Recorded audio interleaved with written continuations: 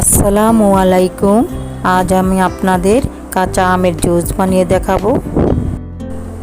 চলুন দেখে নেওয়া যাক।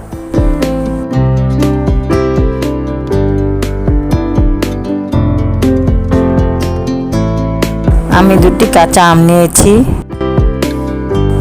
আম দুটি কেটে নিয়েছি। এবার ব্লেন্ডারে কাটা আমগুলো দিয়ে দিব।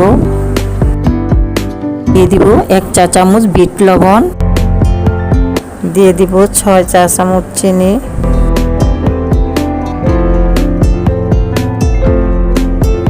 একটি কাঁচামরিচ, পরিমাণ মতো পানি দিয়ে ব্লেন্ড করে নিব।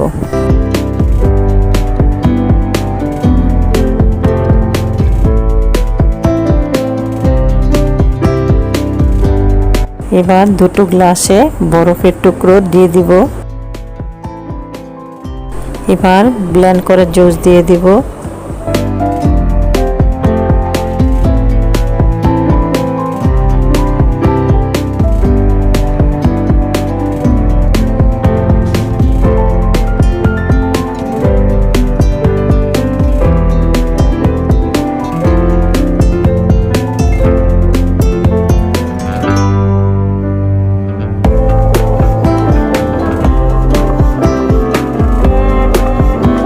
ভিডিওটি ভালো লাগলে সাবস্ক্রাইব করে আমার পাশে থাকবেন।